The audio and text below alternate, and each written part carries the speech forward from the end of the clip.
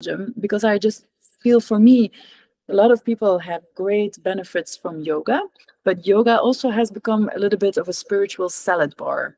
Like you pick and choose. It's very light. I don't know. And I think people, they want to experience it in a more spiritual, deeper way, but they're not quite sure yet how to do that. And for me, Kundalini Yoga has always provided a very beautiful path and lifestyle, really, to live this more spiritual life inside of your normal life.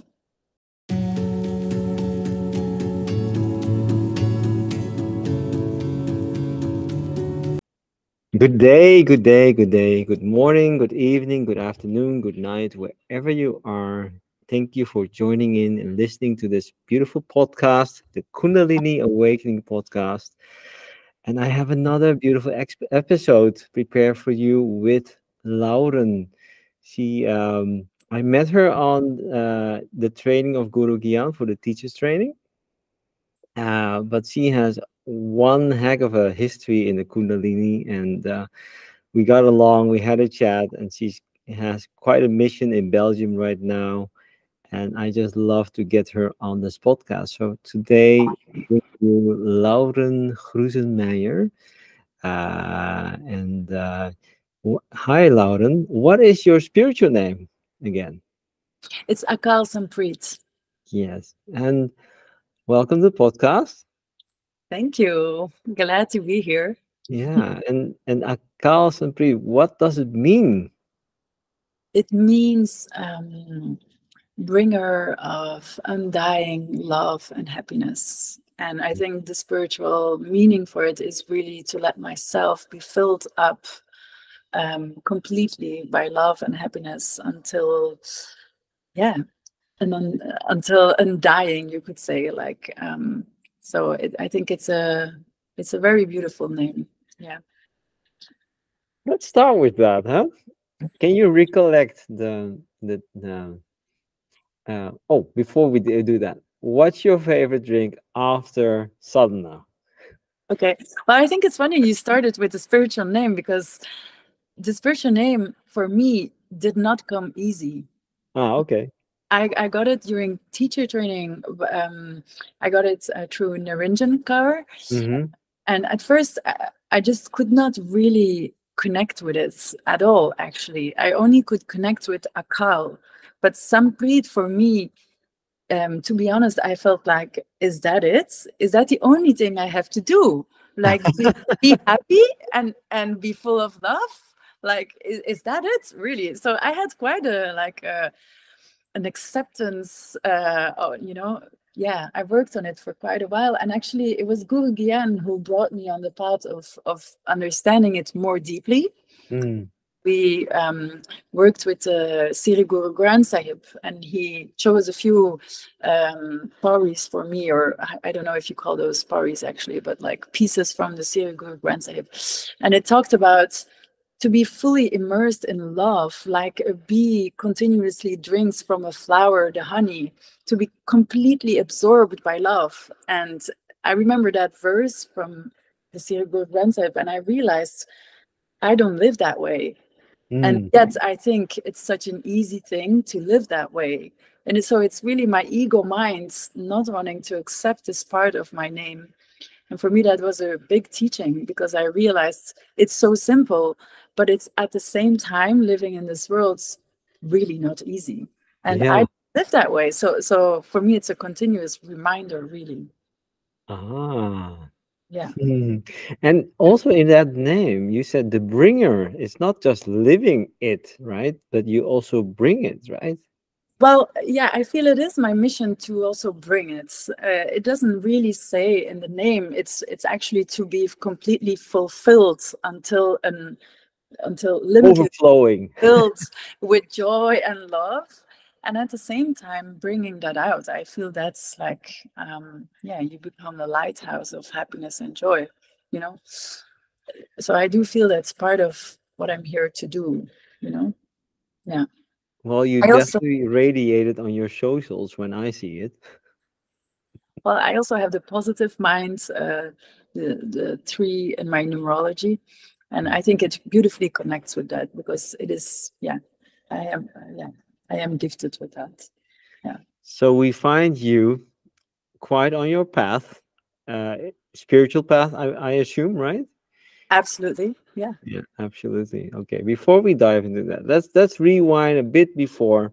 And I always ask because people always think it's like you must have tea morning after sadhana, after the Yeah. morning yoga. But what do you do as a person on their spiritual path? What is your favorite drink after Well, morning I sadhana? drink coffee after sadhana. And Hey. yeah, I do. And I mean, sometimes I obviously drink tea, but more often I actually drink a light coffee, because Mm-hmm. I still really enjoy it. Yeah. Yeah. Decaf or calf? No, caffeine. Like Yeah. normal coffee. You But see, so coffee lovers, you score again. You know, Kundalini world doesn't mean you cannot drink coffee. You know, no, yogic world doesn't mean you cannot drink coffee, right? no, and actually we have a yoga studio with a coffee bar beneath it. And I know a lot of people were like, well, that's not really combinable. But I mean, you know, I just really believe in the contemporary application of these teachings, and to I think it's our job to apply them to our life and to somehow merge the contemporary life with these old teachings. It's a householder's yoga. So I feel, it's good to know what the effect of coffee is, Hmm. but it's not bad to drink it. It's just good to know the effects and feel it and be sensitive to them. Yeah, me, I love coffee, but I did notice that my body was lowering the its natural energy level when I drank it too much, which Yeah, also the research is showing. So nowadays, I enjoy every other day a cup of coffee, and just after 11, when my body woke up fully, yeah. and Let roll. then I really enjoy the coffee because then okay, my body's full energy, but now I can enjoy it itself. Yeah. Yeah, yeah, yeah, yeah. Yeah, I recognize that. Yeah, Mm. it's Hey, good. you just mentioned. Sorry, go ahead.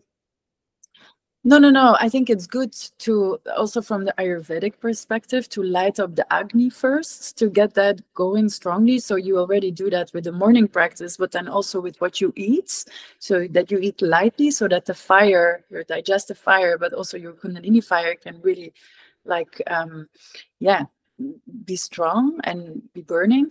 And then afterwards, yeah, drink a coffee afterwards. Mm, mm. You just mentioned the word householder yoga. I don't believe we had that talk so much in the previous episode. So it's a beautiful thing to dive into it. Mm. What's a householder yoga and what makes it so specific about Kundalini? Yeah. Well, householders yoga, this idea is really that you have a very normal life. You are a householder. You have a household, but a household in English also means a business, or, you work. Maybe you have a small business, like you run a cafe or a store, or you just work somewhere. And at the same time, you run a household. You have a family, you have kids, and you have your spiritual practice in that, in the way you're living your life. And so, there used to be a time when yoga was really practiced in a very ascetic way. People would really retreat from normal life to devote themselves to their spiritual practice. And that's, yeah, that used to be that way. And for me, what was so beautiful about Kundalini Yoga is that I heard this concept very early on, about the householders way, and that you can actually really live a spiritual life while you have a normal life, while you have kids. You don't need to retreat and to go and live in the Himalaya, or in a cave or in a monastic setting to have a deeper experience of the divine. And for me, it was eye-opening, and I really loved it, because I was really seeking. I was a spiritual seeker, wanting to go deeper, really. And I didn't feel, or I didn't see how I could do this. And so when I encountered Kundalini Yoga and the householder's lifestyle, I understood, oh, I can just combine these two things, because I love the worldly life. Like, I wouldn't want to retreat from it completely. So, Yeah, and I, same here. yeah, and, yeah, Yeah, same here. Okay. You said you were looking to connect with spirituality. yeah. When did that happen? When did you understand in life that you needed to connect more with a spiritual path? Hmm. I think I actually had it very early on already because I wanted to study philosophy when I Mm. was like 18. And I read a lot of philosophy. And I come from like a super atheist family, almost like they have a bit of a hangover of religion, really, of because Catholicism in Belgium was quite heavy and we also lived religion here in a very shameful way, like you have sins and you have to pay for them. And, it's quite heavy the way we experienced religion here. And my family was really so completely against it. But Mhm. for me, that felt too much. Like I always had this very spiritual side and I really wanted to develop it. And so I looked into philosophy but I didn't really find my answers there. I found it very much, was very much in the head. And then at a certain point, I went through really a major life crisis, which lasted years actually, which really wasn't easy. And slowly, spirituality like started to come into my life, and I experienced quite a few awakenings, you could say, which at that moment was not integrated yet. It was really a burst of awakening, but my whole life was still very shaky and not very solid. And then, yeah, at a certain point, I just realized I really want to go deep into this. And I was quite a bit older then.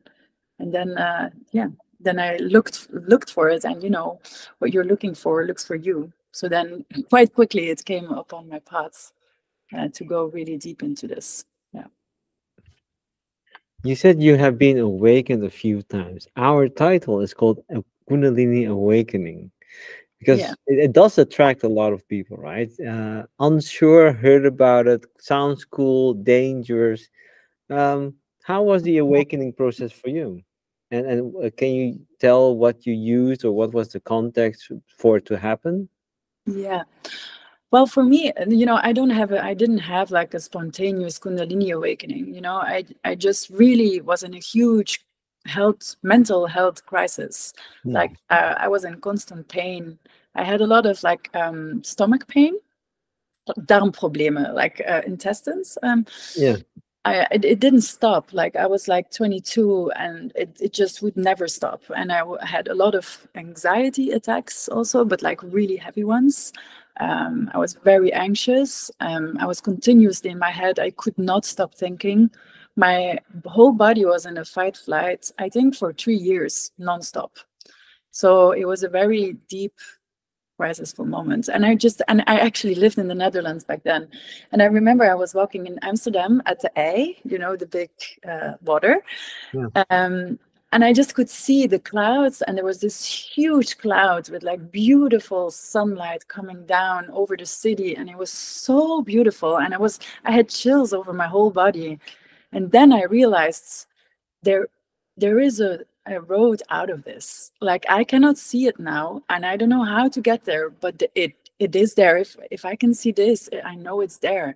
And that was really, it was such a deep moment, like and that was it. That was one of my awakenings and realizations, like I can get through this. And then slowly, I think things came on my paths that helped me heal. One of the books in that moment that came to me was The Power of Now. So that's a big book, right? And Eckhart Tolle. yeah, from Eckhart Tolle. And that was one of the first spiritual insights. Like I'm not my thoughts, and what's happening here is one of the things. Um, but I can detach from that, and I can decide not to, get lost in this mind stream. So that's helped me a lot, actually. That was one of the first things that set me on the path to study mindfulness and meditation and yoga also. Mm. Can you shortly describe that path? Because I'm sure that many people are starting to look for things. So how did you Yeah. how did you find your path? Well, I think it was it was a quest, really. Hmm. It didn't come at once, but like I always followed my intuition towards certain things that could help me. And I always used to move my body a lot, so I danced a lot early on in life. And at that moment when I was in the spiritual crisis, also I danced also a lot, but it was really from this way of like I danced to like showcase my beautiful dance. So I was not connected with my body. And at a certain point, I realized this, and I realized like I just don't want to do that anymore because it's too much pressure on me. And then I started doing yoga. And that for me was the first yoga class I ever took, it was in 2013, I think, that was a really big revelation because I knew a lot of those yoga postures. So for me, it was really easy because I had so much dance experience. But the way I felt after class and during, that was like, it was completely different. I felt so grounded and still. And I realized, yeah, this is what I have to do. I have to stop trying to perform and be the good dancer and do beautiful dance moves. And I'm not really interested in it. I just want something that really supports me and makes me feel so much better. And then that was my first start, and then I also did a lot of body work therapy, which is like really working with the body. And that in combination with mindfulness and yoga was the start of my spiritual path, you could say. Hmm. So if I can, what I sense you're saying is you at before that you were finding the answers by being busy with how do I look, what impression do I make to the outside world, Yeah, and then you came to a point understanding, hey, that doesn't help me that much, and it got you into the path of, hey, how I feel inside is much more important for me. absolutely. Yeah, Okay. absolutely. Yeah, Okay. yeah. I was very outwardly oriented, Yeah. like I tried to be the perfect dancer. And I was thinking, for who am I doing this? And you have been Like, a model too, right? yeah, but that's yeah, that's a long time ago. But I never liked it. Huh. Uh, But it was also like a world of the exterior view of the things. exterior view and being on a stage, and I think I'm quite good at that. Like very early on in life, I was very good at modeling. Like I was 16 in front of a camera in New York for Benetton, just doing the poses, not feeling shy. Like I could very easily stand on a stage and perform. But on the inside, I just didn't feel good. And there was like this really like a big disconnect between what I showcased and how I felt. And I just did not have good way to relate to my inner landscape. And I also was not brought up with it. Like in my family, it's really not something that I learned Mm. there. So I think for me, a huge thing that I had to learn was to learn to relate to my inner landscape. And yeah, as they say, the first teacher is the mother, then the father, then the environment, and then the spiritual teacher. And I just really needed the spiritual teacher, and I could really feel that I Mm. needed that. So what you look for comes to you. So tell us about that moment. Like, when did you realize, oh, this is my spiritual teacher, or Okay. I'm going to follow this person? Yeah. Yeah. I remember this one yoga teacher who once said to me, like, "Oh, you do a lot of yoga." And I'm like, "Yeah, but you haven't found your path." And I was like, "Oh, did I?" And she looked at me like, "No, I don't think you found it yet." And I didn't realize because I was doing like vinyasa, iyengar, yin, all kinds of yoga. I didn't know it then. And then I read in a few books, I read Guru Jagat, her name, and I looked her up. And then at first I was really like, oh no, like, and I just unfollowed her on social media. Like I could not. And then I don't know anymore exactly how that went, but at a certain point I started following her again, and I just started listening to her every day. And I just could feel the huge effect of what she was sharing on me. And I remember, she really teaches Yogi Bhajan's teachings straight on, so it's quite complicated language. And I remember that I couldn't understand many of the things she was talking about. A lot of those concepts also, like the sensory human being, or like, like I was like, what is she talking about? But it really ingrained in me. And I just listened to her, like I listened to her 2 hours a day for a year straight, I think. And then I realized, like, I need to change something. I could feel also that what I had carved out was not the path anymore for me. Something was very off in my life. And I decided I just have to listen to this calling, because in my experience, I have been in the spiritual closet for years. So in my home, I was always reading about spirituality. I only had books about mindfulness, spirituality, astrology, but I didn't say that to anyone, because I was a graphic designer, so I was in the art world, and it was a very different atmosphere. So I didn't say it. I just had it with me always. And so I was a little bit like in the closet. And then I remember, like, I don't want to be in that closet anymore, because this is so important for me and so much part of me, but nobody knows it. So I just want to come out with this. And then I decided straight on, I want to go and study with her. And I'm going to do everything to be in her space. And then I just looked it up. She had a teacher training, and I just went. And I went and did teacher training, Kundalini Yoga. And that's how I really came on the path, So I really did not have that much Kundalini experience when I did the teacher training. Like, I had like 1 year, but it was just like a thunderbolt of love, really. Like I was so in it immediately. And I also felt a very deep, it's almost like I had practiced it before. The first time I hold my breath and I pulled the Mula Bandha and I had my eyes on my forehead, I just realized I have done this before. I know this, and this is what it is. This is how it's meant to be. It was a really beautiful, recognition almost. Yeah, I'm smiling because I had the same. I had a year of yoga. I found all kinds of different yoga forms, but then one class of Kundalini, you feel something really strange. And then in the year of practice after that, and a year later, I enrolled into teacher training.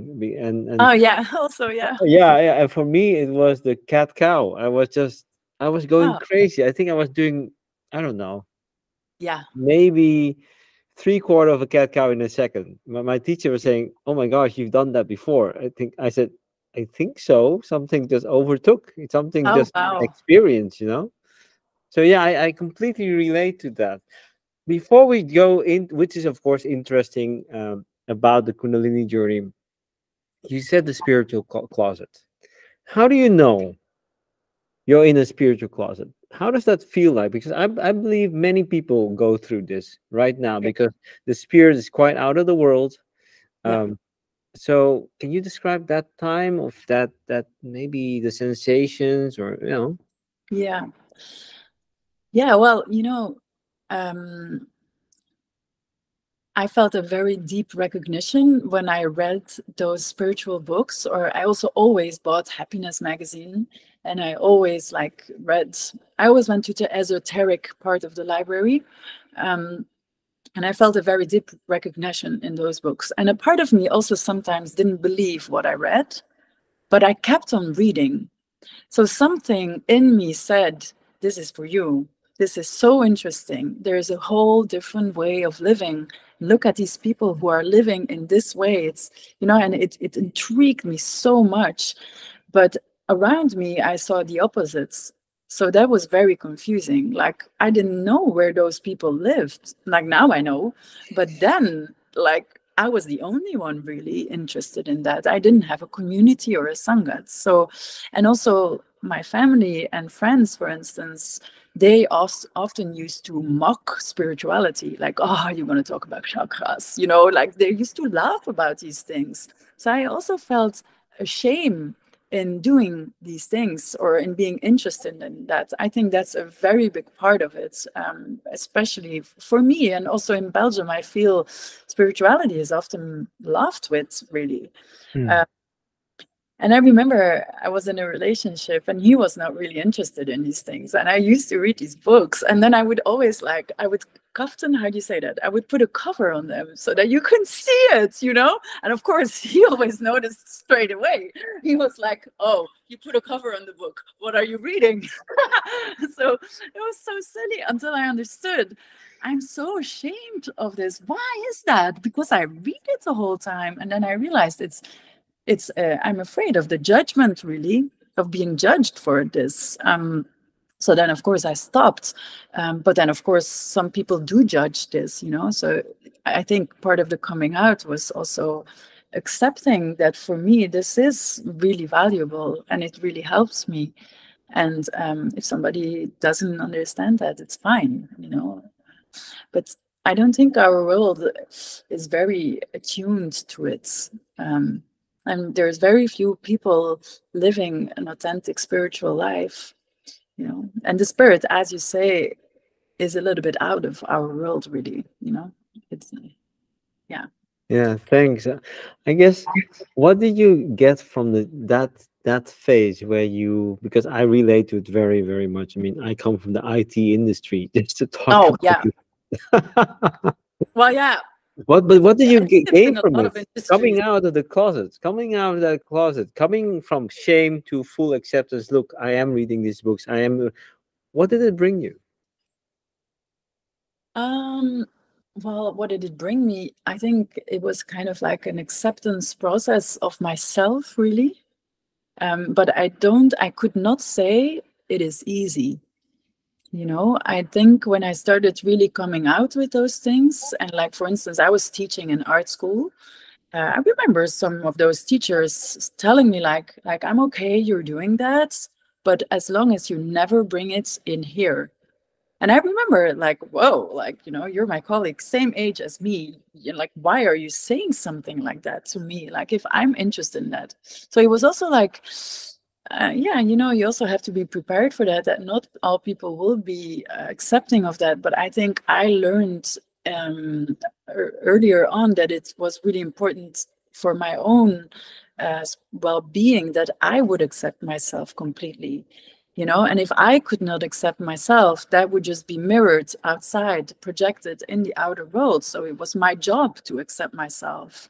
I owe it to myself to love me for the things I'm doing. Otherwise, I cannot expect anybody else to love me. So I learned that, and I just really had to practice that. And which, of course, I didn't do earlier on. I would shame myself for it and judge myself for it. So for me, that was really an inner job first, I think. Yeah. And then, you know, some people get it and others don't. But if you accept yourself, then you're fine with that. It's quite a power, isn't it? Yeah, yeah, yeah. Yeah, this I is. think, I think it's very important what you just noted, because we live. Well, many. I think many of us in the world live up, awaiting the approval, the acceptance of a higher order: the teacher, the father, the mother, the grandfather, the grandmother. Um, but it is so important to know that the key is to accept ourselves yeah, fully in completely, every moment, every mistake, absolutely. and how much freedom that can give us. Yeah. And I And yeah, think, yeah, go ahead.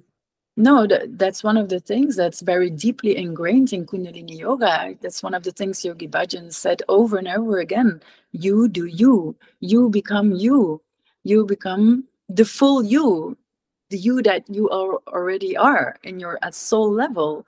Um, that's who you have to become, you know, and not something else or some externally validated version of you, or how your friends behave, or you know how the groups around you Mm. behave and live their life. That's not really what is of importance. So, okay, you said whatever's inside of you projects to the outside world, right? And I, Yeah. so much I resonate with in this call, but Okay, you accepted. You stepped out of the closet. You went into Kundalini training. What happened to your outer world? Yeah, well, I always describe my first year of Kundalini training as an earthquake because the energy was so high. It was so high when I came out of the training, and then it was 3 weeks, with a few months apart, and then when I would come back in my life, there was just such a big discrepancy between the height of that energy and the vibrations at home. So that felt like an earthquake, like I could not match it. And because of that, everything was on shaky foundations. I started questioning everything, like, why am I doing this in this way? Why am I eating this? Why am I doing this job, working with these people? Why do I live here? So I really started questioning everything because I just could feel that the vibration, I could not hold up that high vibration the way I was living my life. So for me, it was really, yeah, a vibratory experience almost. And it was, yeah, quite an awakening, you could say, to a higher vibration, way of living.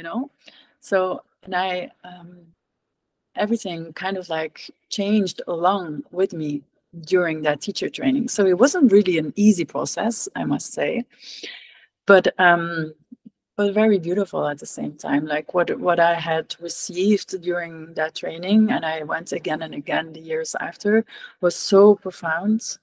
Um, it really, I have the feeling I was given everything, really.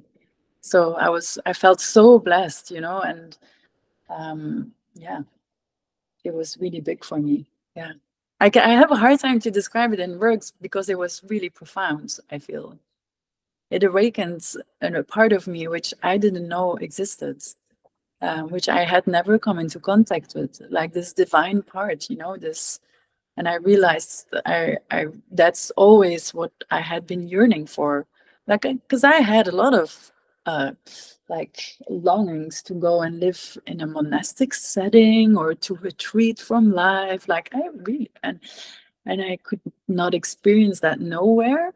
But there in that training, I did experience that, and I did realize I can live this in a way that feels compatible with my life. That was Wow. beautiful.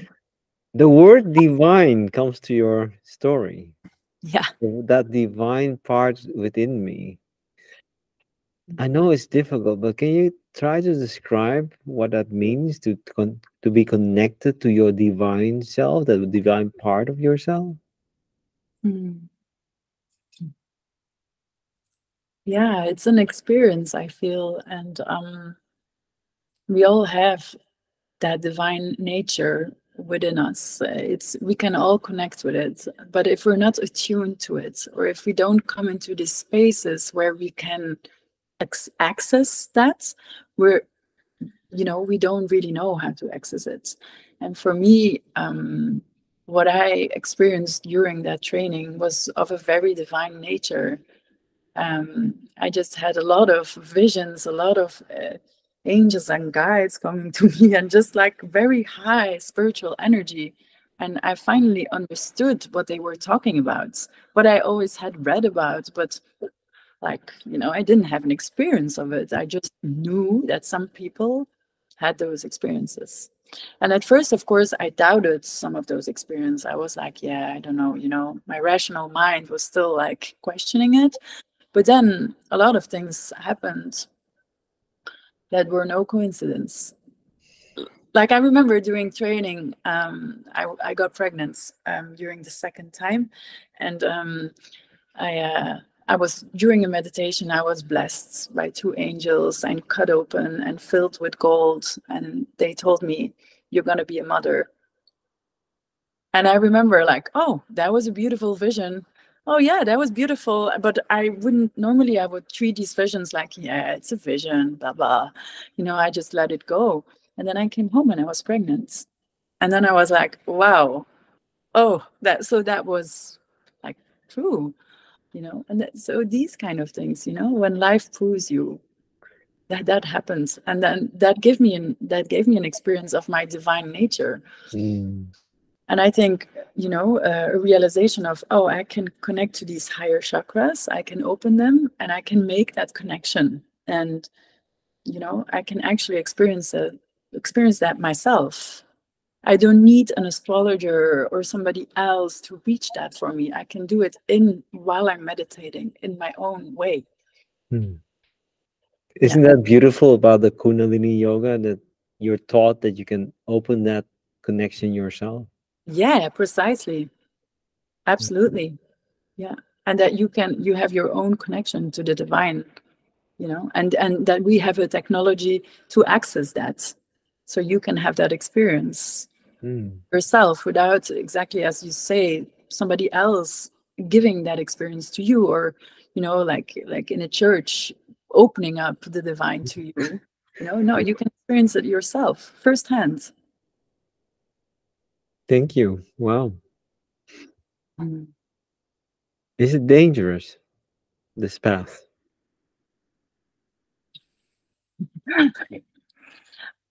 Well, yes and no. Like, I remember Guru Jagat saying, like, you should be scared of the spiritual path. It's the most like, it's really walking the razor's edge of life. Like, it's not necessarily easy, I think, you know. Is it dangerous?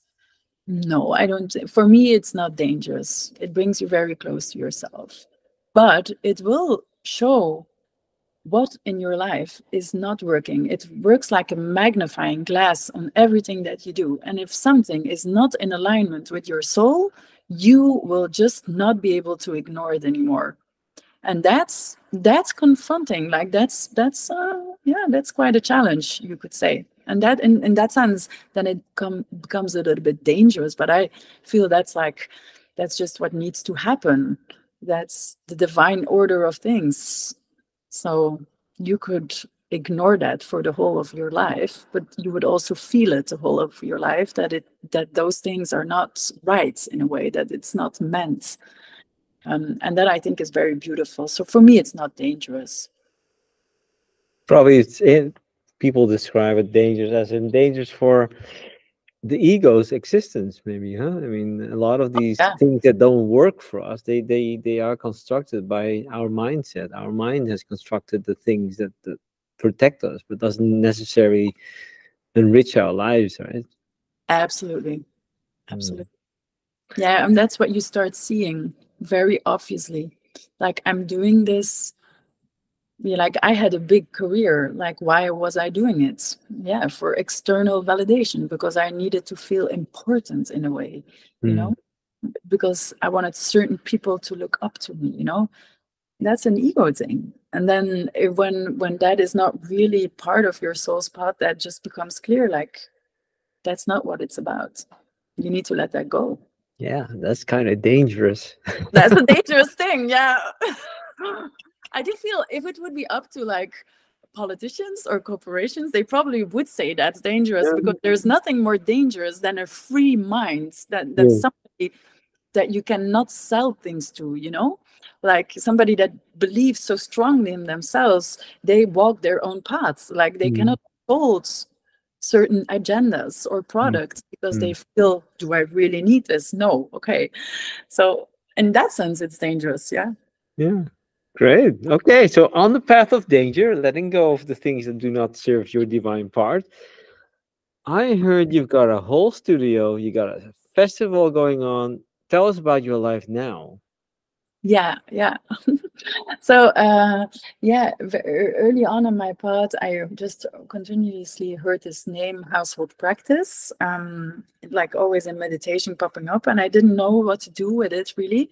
So I started in Corona times a digital studio, household practice, for the householder yogi, to really practice all these things from their household.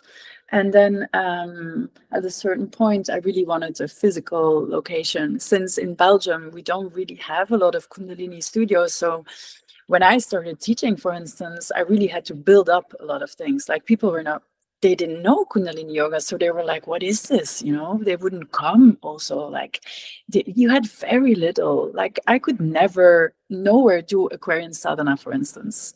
Like, nowhere. There was one person that did it once every 6 months, and I had to drive 40 minutes out of town for it. So it was for me a really big lack. And I decided, well, you know, I'm just going to create it myself then. I'm just going to create my own Sangats. I believe this will greatly help the world. And I just want to spend actually all my talents that I've built up as a graphic designer and a producer of many events. I just want to put that talent to this cause, which I feel has helped me so greatly. So I'm pretty sure it will help other people greatly. And let me just do that. And then I opened the studio. I didn't think about it really long. I just opened it. Yeah, and I first wanted it to be a small space for myself, and then I realized, no, I want it to be a real studio. And I invited people, and yeah, now we have a physical studio in Ghent with like 15 classes a week, all kinds of different teachers, but we have a lot of Kundalini Yoga, and we kind of like put the emphasis on that, but we also have other yogas, because I feel other yogas are very complementary to Kundalini Yoga and very important also. Yeah, and so in that way, we really hope to be a platform for Kundalini Yoga in Ghent and for the Sangat, for bringing people together, and for experiencing it really in a deep way. Just gorgeous.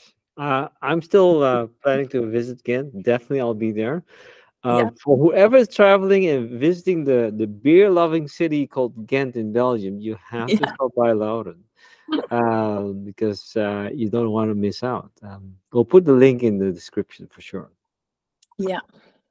And you're doing it with your husband. Yeah. How the heck did you manifest a family on a spiritual mission, building a householder studio? How did that go? Well, I really feel it was divinely orchestrated. That's why I say I received that name and household practice, and I did not really know what to do with it. I didn't know what it meant, you know, like so, but I kept on receiving it. So I decided I have to trust this, because apparently something bigger is working through me. And then when we built this place, and it was very hard for us to find a place for us together. There were a lot of like karmic blocks that we have to solve. Ruben was like attached to a loan that he could not get out of. So it was a lot of, we had to resolve a lot of those things. And this place was like a magical solution for all the blocks that we had. And why do I say this? Because when we built it, we realized, oh, we can actually build a yoga studio in here. We can also build a cafe underneath. So everything kind of like came together. And I think I have the talent to see into the future.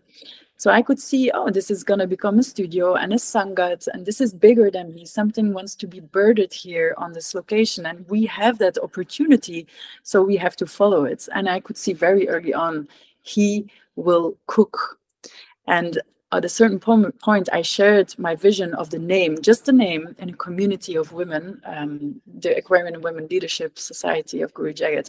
And there was a shaman. She was at the other side of the world in LA. And she messaged me. I had never met her, never talked to her. And she messaged me, I saw you in a vision opening a yoga studio in Ghent. Your husband is going to cook for the people, and you're going to organize a lot of events. And then I knew, it's meant to be, but it's meant to be that he is part of it, but he resisted a long time. And so I just kept a vision. I was taught this by Guru Jagat, that you're kind of like, as a woman, you're the container of the household. And, you know, you don't need to do anything. You just need to provide like the energetic nourishment of the space. You're kind of like holding the space as a mother and a wife.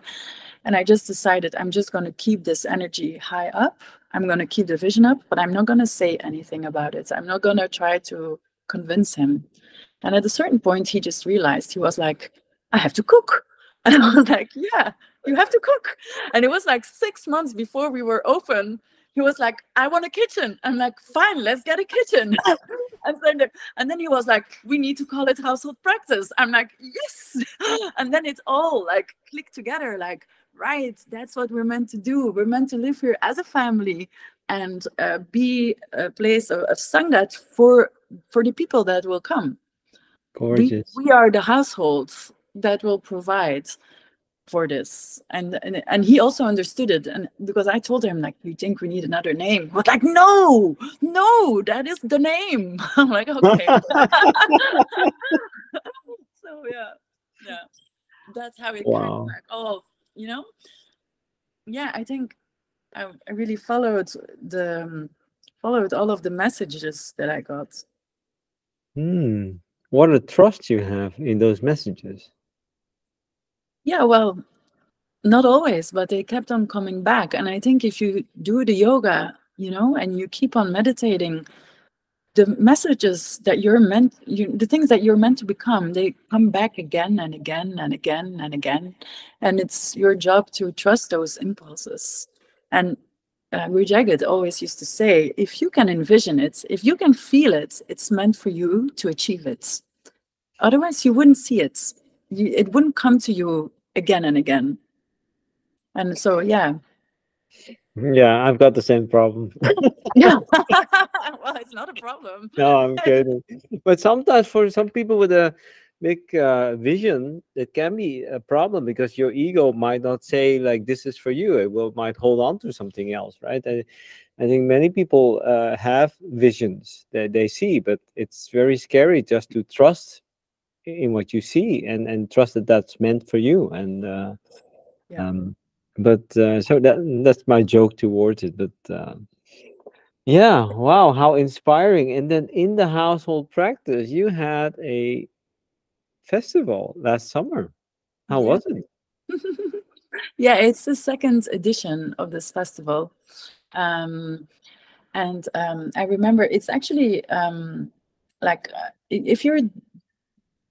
if you're doing things for the divine, I feel you're being supported also in ways that you don't understand or you cannot really grab. And very early on, I had somebody who came to me and who always said, I want to help you. I want to help you. I just want to help you. Like, and I always said, but I don't have really a job for you. I cannot pay you. Like, I said it a lot. She was like, I'm not here for that. I just want to be part of it. And she said, I want to do a festival with you. You have to do a festival and I want to do it with you. And she was so determined on it. And I was like, really? Because that's one of the things I did not see. And she said, yes. And then she assisted me. Like, we did it really together, I feel. It was more her vision than mine. But I said, you know, if you're so devoted to this place, you have such a strong connection with it, I'm going to trust you. And so she helped me. Sarah, it's her name, Raspreet, and she did teacher training with Jasper also last year. But she had been on the Kundalini path already for a long time. And yeah, we did it together. And it's really, the festival for us is a beautiful moment to open up the experience of, you know, just your regular Kundalini yoga classes and really look like, because Kundalini yoga and yoga in general is a lifestyle. It's so much more than just your physical practice. It's really, it's meditation, it's sound bathing, it's how you eat, it's how you dress, it's people, it's like how you experience love, how you experience relationships. And I just find that the depth of these teachings, you cannot always give all of that in regular classes. So I feel the festival is a way to really expand beyond the horizons, to invite many people that have beautiful experiences that really bring out this work in a beautiful way, and to offer them a stage. So it's a moment to learn in a whole new way. And I just really enjoy that. And it's also a moment to celebrate, you know, and to come together as a Sangat and have a lot of fun, because we always dance a lot. in the afternoon, it's always ecstatic dance. We always make a party out of it. Oh, so nice. Next time I'm there for sure. Yeah, because we like partying, but not in the way partying Yeah. is being done, really. Mhm. Like we like to dance and have fun, but Yeah, and sleep on a sober yeah, energy instead of yeah, getting drunk or heavy. Yeah, being high on the own supply. Yeah, exactly. yeah. Wonderful, wonderful. And what's the future gonna look like? Now, it's funny that you asked because last year I could not see it, and I think you have those moments when it's okay like it is. That was last year. For me, this year I feel the studio is growing a lot, and we want to expand, and we will bring it completely online. So we will bring a whole digital version of the studio. That's for the people here, but also people that then travel or go and live somewhere else. Um, that's going to be household yoga TV. So yeah, so that's what we're going to do, and then just really expanding, like bringing Kundalini Yoga forward in more ways. Um, I don't know what else still, but we have many projects. Yeah. Yeah, but you'll be the example, right? In that region, that place of earth, that's your mission to be the example. Yeah, I feel we also need it, and I also Mm, feel that Kundalini Yoga needs a little bit of a rebirth. Like it's a very beautiful practice, but a lot of things have happened that we have to kind of like come to terms with. We want a contemporary version, I feel, but yeah. it's not less devoted to the Mm, source teachings. It's very true to it, but still a more young, open practice, I feel. Or that's also always what has resonated with me, so what works for me, and I just want to bring that here in Belgium, because I just feel, for me, a lot of people have great benefits from yoga, but yoga also has become a little bit of a spiritual salad bar. Like you pick and choose. It's very light. I don't know. And I think people, they want to experience it in a more spiritual, deeper way, but they're not quite sure yet how to do that.